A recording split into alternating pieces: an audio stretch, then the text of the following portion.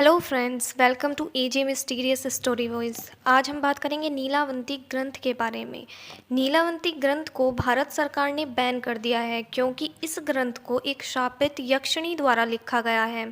ऐसा माना जाता है कि जिसने भी लालचवश इस किताब को पढ़ने की कोशिश की है उसकी मृत्यु हो गई या फिर वह पागल हो गया। जब बहुत सारे मामले सामने आने लगे तो भारत सरकार ने इस ग्रंथ को पढ़ने पर पूरी तरीके से बैन लगा दिया। नीलावती ग्रंथ एक अनसुलझा रहस्य है। कहा जाता है कि नीलावंती ग्रंथ का उपयोग पशु पक्षी की भाषा को समझने का ज्ञान मिलता है। नीलावंती ग्रंथ में दिया गया मंत्र सिद्ध हो जाए तो आपके लिए कुछ भी असंभव नहीं है, लेकिन इस ज्ञान को प्राप्त करना और समझना बहुत कठिन कार्य है। यह दुनिया की इकलौती किताब है जिसमें दिए गए मंत्र सिद्ध करके आप दुनिया पर राज कर सकते हैं। लेकिन कुछ लोगों का ऐसा मानना है कि अगर आप ऐसा करने में सफल नहीं होते हैं तो आप याददाश्त भी खो सकते हैं, या आप मर सकते हैं, या आप तंत्र के रास्ते पर जा सकते हैं। बहुत समय पहले की बात है। उत्तर प्रदेश के एक छोटे से गांव में एक आदमी था। उसकी एक पत्नी और एक छोटी सी बच्ची थी। जब वह बच्ची 5 वर्ष की हुई तो उसकी माँ की मृत्यु हो गई। इस बच्ची का नाम नीलावंती था। नीलावंती की माँ की मृत्यु के पश्चात नीलावंती के पिता ने उस गांव को छोड़ दिया और नीलावंती को लेकर दूसरे गांव में चले गए। नीलावंती के पिताजी को आयुर्वेद का बहुत अच्छा ज्ञान था। नीलावंती भी अपने पिता से आयुर्वेद का ज्ञान लेती थी। नीलावंती के अंदर एक खासियत थी कि वह पेड़ पौधों और जानवरों, पशु पक्षियों सबकी भाषा समझती थी। यहाँ तक कि नीलावंती के सपने में शैतान भी आते थे और नीलावंती को जमीन में के नीचे गढ़े हुए धन दौलत खजाने के बारे में जानकारी दिया करते थे। लेकिन नीलावंती के अंदर उसके पिता के संस्कार थे, इसलिए वह ऐसा कुछ नहीं करती थी। वह ज़मीन के नीचे गढ़े हुए धन दौलत को नहीं निकालती थी, या यूँ कह लीजिए कि उसे इस चीज़ की ज़रूरत नहीं थी। नीलावंती को पेड़ पौधे और शैतान जो भी मंत्र बताते थे वह पीपल के पत्ते से बनी किताब पर लिख लेती थी। जब नीलावंती 20 से 22 वर्ष की हुई तब जो भूत प्रेत नीलावंती के सपने में आते थे वे अब हकीकत में उसके सामने आने लगे थे। कुछ समय बाद नीलावंती को पता चलता है कि वह एक शापित यक्षिणी है जो कि एक श्राप की वजह से इस दुनिया के बाहर नहीं निकल पा रही है। उसे अपनी दुनिया में जाना था। यह सब बात वह अपने पिताजी को बताती है। तब उसके पिताजी उससे कहते हैं, बेटी यदि तू इस दुनिया की नहीं है और किसी श्राप के कारण तू इस दुनिया में फंसी हुई है तो मैं तुझे नहीं रोकूंगा, तू अपनी इच्छा से जा सकती है। फिर नीलावती उस गांव को छोड़कर जाने लगती है। रास्ते में उसे एक व्यापारी मिलता है। व्यापारी बुरी तरीके से घायल था। डाकू ने उसे लूटने की कोशिश की थी। तब नीलावंती उसकी पूरी मदद करती है और उसकी मरहम पट्टी करती है। ठीक होने के बाद जब व्यापारी को होश आता है तो उसे अपने सामने एक बहुत सुंदर लड़की दिखाई देती है। नीलावंती की खूबसूरती को देखकर व्यापारी उस पर मंत्रमुग्ध हो जाता है।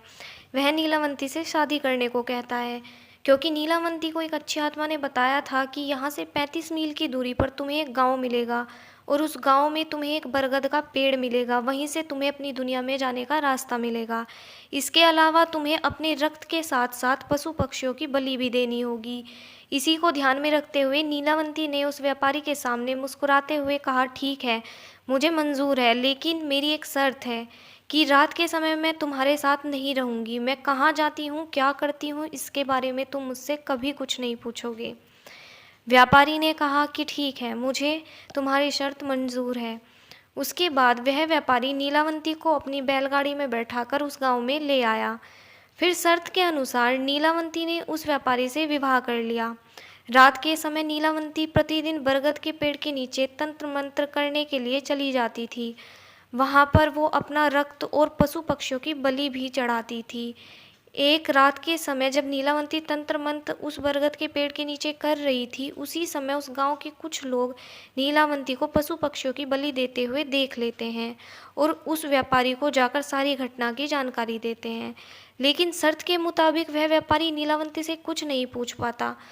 जब अगली रात को नीलावंती अपने समय के अनुसार रात में तंत्र साधना करने के लिए निकलती है तो उसके पीछे पीछे वह व्यापारी भी चला जाता है और नीलावंती को तंत्र साधना करते हुए देख लेता है।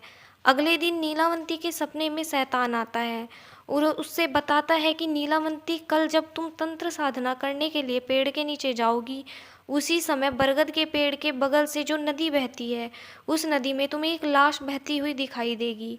उस लाश के गले में एक ताबीज़ होगा, तुम्हें उसे खोल लेना है। गले से ताबीज़ को निकालने के बाद उसी नदी में तुम्हें एक नाव पर सवार आदमी मिलेगा। तुम्हें उस ताबीज़ को उस आदमी को दे देना है, वह तुम्हें तुम्हारी दुनिया के दरवाजे तक पहुंचाने में मदद करेगा। उस शैतान ने नीलावंती से यह भी कहा कि तुम्हें अपनी दुनिया में वापस लौटने का सिर्फ यही एक चांस मिलेगा, दोबारा चांस तुम्हें नहीं मिलेगा। अगले दिन नीलावंती बहुत खुश हुई और रात के समय बरगद के पेड़ के नीचे चली गई। वह तंत्र साधना करके अपने रक्त और पशु पक्षी की बलि दे रही थी। तभी उसे नदी के किनारे एक लाश बहती हुई दिखाई देती है। नीलावंती उस लाश के पास जाती है और उसके गले में बंधे हुए ताबीज़ को निकालने की कोशिश करती है। उसी समय सारे गांव वाले वहां आ जाते हैं और गांव वालों को लगता है कि नीलावंती एक नरभक्षी है जो इंसानों को खाती है। गांव वाले नीलावंती को मारने की कोशिश करते हैं। तभी वह व्यापारी भी वहां आ जाता है। वह गांव वालों से नीलावंती को बचा लेता है, लेकिन नीलावंती अपने पति का रूप देखकर हैरान हो जाती है। इतने दिन से वह जिसके साथ रह रही थी वह एक पिशाच था। नीलावंती यह देखकर हैरान हो जाती है। पिशाच उसे कहता है कि मैं पहले दिन से ही जानता हूँ कि तुम एक यक्षिणी हो और मैंने तुमसे शादी भी इसीलिए की है। मुझे तुमसे कोई मतलब नहीं है, मुझे बस वह किताब चाहिए जो तुम हर रोज़ लिखती हो। मैं तुम्हें तुम्हारी दुनिया में जाने से नहीं रोकूंगा, लेकिन अगर वह किताब तुम मुझे नहीं दोगी तो मैं तुम्हें तुम्हारी दुनिया में वापस नहीं जाने दूंगा। वहीं दूसरी तरफ नीलावंती को अपनी दुनिया में भी लौटना था। उसके पास अपनी दुनिया में वापस जाने का यह आखिरी मौका था। वह इस मौके को नहीं छोड़ना चाहती थी। उसे शैतान को वह किताब दे दी, लेकिन लीलावंती ने इस किताब को श्रापित करते हुए कहा कि जिसने लालच में आकर इस किताब को पूरा पढ़ लिया उसकी तुरंत मृत्यु हो जाएगी, और जिसने इस किताब को आधा पढ़कर बीच में छोड़ दिया वह पागल हो जाएगा। उसके बाद नीलावंती का आज तक पता नहीं चला कि वह कहाँ गई। कुछ लोगों का कहना है कि नीलावंती उस नाव में सवार हो गई थी, लेकिन कुछ लोग मानते हैं कि नीलावंती आज भी उन जंगलों में भटक रही। फ्रेंड्स, ये जानकारी आपको कैसी लगी कमेंट सेक्शन में ज़रूर बताइएगा और ऐसी जानकारी के लिए हमारे चैनल को सब्सक्राइब कीजिए। Thanks for watching.